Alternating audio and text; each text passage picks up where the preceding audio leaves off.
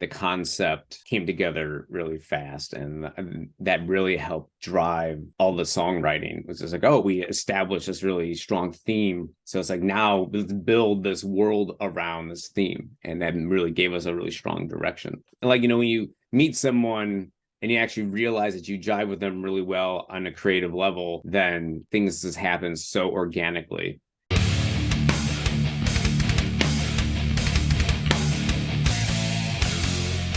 What's up, everybody? It's Keefy from GhostCultMag.com, the most dreaded words of my producer ever. And I am here with the guys from AVGMNT. Welcome. Thank you for being here. Super cool to see you. Thank you for having us. I'm glad we got it to finally work. Yeah. Our tips really glad to be here.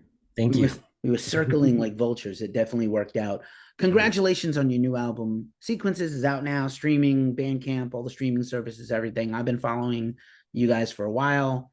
I know the history of the band a little bit because the PR makes sure we know all the details, and shout out to Doer PR and C Square Media, C Square PR. But share with us how you guys came to be this project, because you kind of worked together on and off for a long time on different things, or sort of circled, 6 degrees of separation kind of pulled you together, right? That's right. Basically, when I moved up here to Portland, I met a singer of a band who needed a keyboardist guitar player. So I started working with them, and through that band, I ended up on the same bill as Zach's band, Dead Animal Assembly Plant. And so we started, becoming friends, going to seeing each other at shows, and then he needed somebody to mix his album, Bring Out the Dead. So I mixed that for him, and so from there we were like, okay, well, maybe we can do a remix together. So we did a remix of God's Gonna Cut You Down, and that was super fun working with him. We had really a lot of fun just going back and forth and being creative. We were like, we should do more of this. So next thing you know, we're locked up in a studio day after day working on sequences. That's awesome. Great track, by the way. And it's funny, the business is funny. I always talk about this, like 20 years ago, even you could never, like, I think it's a combination of technology, of just the spirit of openness. It was like hard to quantify how hard it was to find people to do a band with, to create projects with. And now it's like the problem of choice. I want to work with everybody. How do I have enough time to try to work with everybody I would like to? So it's really cool that you guys kind of found each other in a little more formal setting.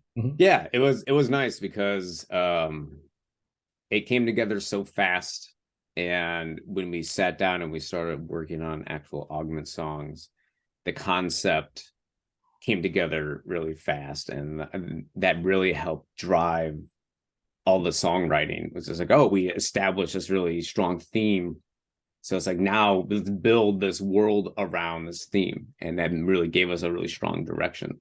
And I think that just comes from that organic, like, when you meet someone and you actually realize that you jive with them really well on a creative level, then things just happen so organically. And I think maybe that's something that is missed, to your point about like the accessibility of everyone at all times because of social media, that sometimes things feel a little bit more forced and don't come out naturally, if that makes sense. Totes, we're all living a life, a projection of what the reality we want to have, as opposed to what if we were really posting about our real lives, it'd be really shitty. Like, no one would care. Actually, we probably should start just posting our real lives.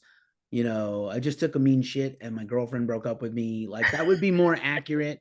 And people would be like, well, at the same time, it was terrible. I don't want to click, maybe because of that. I don't want to click causality. I don't want to click like on that stupid post. Like, people would be turned off from, this kind of fake dopamine receptor reality we have. But that's a conversation for another time. But at the same time, it does kind of fit into the themes of the record to me, because and obviously look, industrial metal and synthwave and electronic music all kind of always seem to fall back to these dystopian themes and these futuristic possibilities. So I feel like some of that is inherent in this album. Correct me if I'm wrong, but that's just my kind of take. I feel like that's what you were going for, a real Blade Runner 2049, 2099 thing. Yeah. We wanted to kind of bridge the gap between these different genres while focusing on the theme, and we let the theme kind of drive where the songs were going, right? So a lot of the songs, like the mood encapsulates like what Zach is saying in the songs, right? So Yeah, and the funny thing is about like sci-fi in general is that it always uses the world of the present and extrapolates on that to what the world of the future is going to be. So it's really easy to draw a lot of inspiration from everything that's around us now and not really going too far into the future. It's like, well, based on this trajectory, where are we going? And I think you've seen that kind of cyclical nature in sci-fi, like with Brave New World and 1984. Like they're timeless and they're endless because humans are anything but predictable. Indeed, the regular themes of humanity never change. The foils and the fails never change. You just made my point. I was like making a point in my brain while you were talking, and which is like, yeah, if you go through classic sci-fi, Philip K. Dick, Gene Roddenberry, Forrest Ackerman, George Lucas, whoever it is, the predictor of science fiction becomes science fact later on. I know it may sound a little far-flung. I'm not a conspiracy theorist, everybody, but I have watched every episode of the X-Files like 10 times, so that's also a thing. But the communicator from Star Trek became our flip phone basically 30 years later. Like we didn't know. Maybe it was influenced. Maybe there's an influence in there that's felt. Maybe there isn't. But yeah, I just think these are all visions to come true. We just haven't got there yet. But yeah, the record is really deep. To me, it conjures a lot of things. I would love to see this. I don't know. I may be getting ahead of myself. I don't know if this is a thing you would perform as one piece. You have other music you could do, covers, other things. But like, I feel like this is such a really cool concept altogether. Even if it's not strictly a linear concept album, it feels like it could be performed all as one. Well, I mean, it's great you bring that up because it actually is a loose narrative to it. And so really the first 7 tracks do kind of encapsulate sequences. And just the kind of the surface storytelling of the city Hexatropolis 2.0. The 8th track, Pure Black, was actually a thrown-on track that we originally made for the Cyberpunk 2077 DLC contest, and it did not get selected. But it's bittersweet, but it ended up working out because now we have an extra track that we can put on the album that people can enjoy, and B, it's going to be our first music video. That's right. Yeah, so it all worked out in the end, and we're happy with the outcome. So, and speaking of covers, we are actually currently working on a cover song right now. All right. We're getting our appetites whetted for more. That's right. Don't outperform. We'll have expectations. That's the problem. We always say the problem with doing good work is more good work is expected of you. That's right. Oh no, that's terrible. To make a horrible connotation from my corporate world life. But before we jump into the track by track, I also want to I'm just going to give you a free bon mot here, which is I'd love to see this be a graphic novel. I don't know if any artists out there are aspiring fans of this band want to draw this thing or consult with the band and maybe collab, but I'd love to see this thing. I think it was just free comic book day last week, and I was at the comic store and I was looking at stuff and I was like, man, and listening to the record while I was shopping, and I was like, man, it'd be cool if this was a book. That would be amazing. Cool idea, yeah. I am super down for that. Yeah, let's collaborate. I can't draw a naked stick figure with a ruler, but and I start small. It's a graphic novel, not like animated feature or stop motion animation video, or I'm trying to be conservative, just in the times being what they are. But graphic novel, this thing would lend itself to like a fabulous illustrated story. 100%. All right, that would be fun. Let's go through the track by track of sequences, and just I'll shout out the tracks, and you guys just feel free to share whatever you want to illustrate and illuminate for the audience.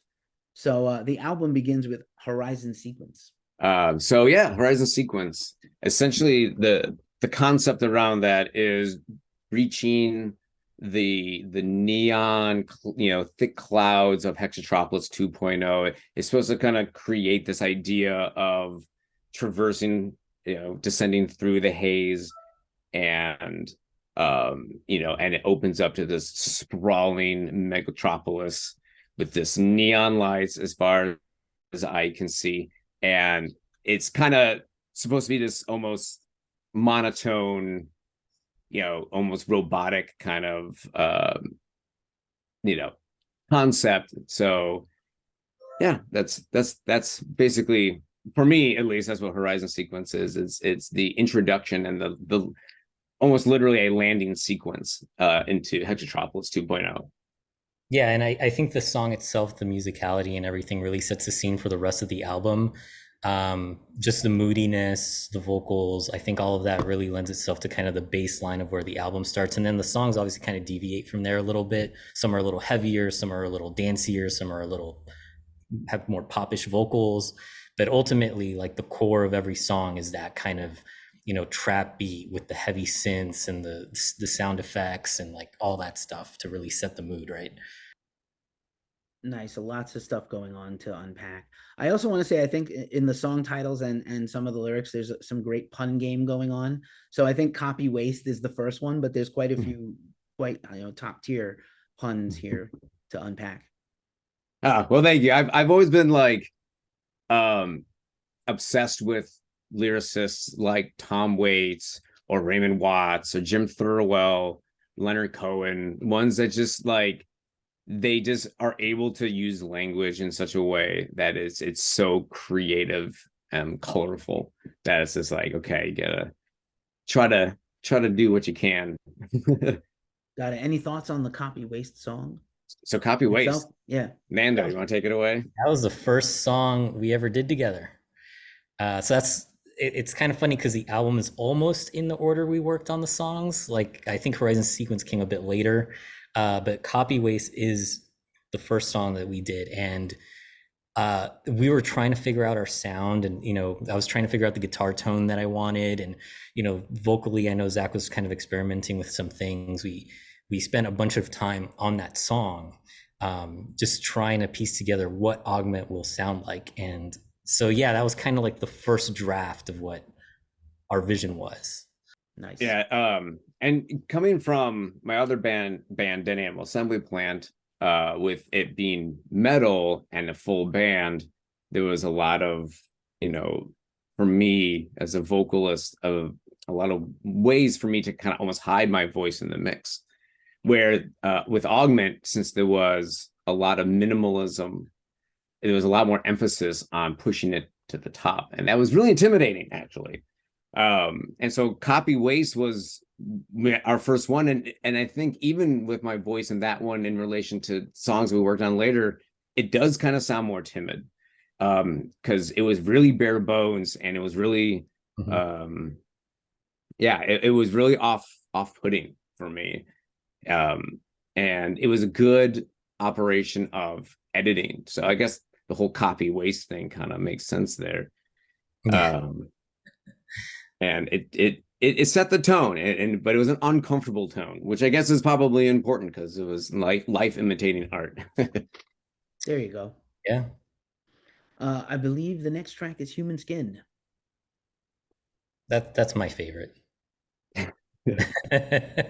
So we wrote the crux of that in one night. I remember, like, we just started with the beat, and then as he was kind of like fleshing out the bass line and stuff like that, I was sitting in the back, was like writing lyrics. And it was like, how, because the idea, the story of Dr. Frankenstein's monster is a horror sci-fi. So like, how do you make it kind of more sci-fi? And that was the idea of Human Skin being this sentient robotic being, becoming aware of the torture that's being inflicted on it by its creator, and wanting to appease them to become more human as they kind of break free and tear them apart, literally, figuratively, depending on how you interpret it, and becoming more human by murdering them. So that was kind of like the idea of, how can you take that story of destroying that which created you, that takes pleasure in torturing you, and into a more sci-fi concept. Yeah, and that again is like where the more popish chorus comes in. It follows a more traditional structure, but I think it all fit together really well. And I think the different, I think Human Skin was the second song we wrote. No. Yeah, it was the second song. So you can see like from the first draft to the second draft, like how quickly we were like learned from our first song. We were like, okay, well, let's do more of this, but less of that. And, you know, as Zach was saying earlier, let's keep those vocals pushed forward. That works really well. But this time, let's try to envelop it in more a heavier chorus with guitars and real drums. They're not real drums, but they sound like real drums. They're samples. But anyway. Right on. It's kind of funny to me, except for, you know, if you like horror movies and you like horror stories, I think except for like gore and absolute like mind-blowing, you know, violence, I feel like still the original like Universal monster movies and horror movies, the suspense factor and the writing and the drama is so much better than everything else that followed it. But oh yeah, because like all the monsters were also sympathetic, you know, like a lot of them were just essentially misunderstood, you know, and you know, I think a lot of us can relate to that, you know, feeling like the pariah, simply because people don't want to bother to take the time to understand who you are. Right. You're supposed to hate Dr. Frankenstein when he gets choked out. I'm sure there's something other context there, but when he gets choked out by the monster, you're supposed to root for the monster for sure. Yeah. The next track is Somatos. So that for us, we've been both really heavily influenced by trap. Some just amazing music out there like Estasha or Corpvs. Just, you know, and so we really wanted to create the song that was both claustrophobic and uncomfortably wide. And so the idea of someone essentially, and of course this is reaching back to Brave New World, their fictional drug Soma. And so, you know, in the book, you know, if you took too much of it, you would essentially go into a drug coma and eventually just die. And so the idea was to have this person who was essentially dying, and in their heads they feel like they're floating in space. And the so we wanted the song to sonically kind of, you know, reflect that, where in their heads they're like, they feel that pressure and that confusion of dying, and yet at the same time there's an openness. So I think we did a pretty good job doing that. I think so too. I think that song's probably like the marriage between the vocals and the music is probably one of the best, I think. I agree. I think that's actually my favorite track on the record. Nice. See, that's my favorite one too. Yeah, we're new best friends. New best friends. We're doing our best friends that anyone could have. The halfway point of I'm in Vegas, right? The halfway point, Hangover, everything. The halfway point of the record is No, the fifth track. That song is super fun. I love the intro to it. I love the theme of it. I think it's such a fun song to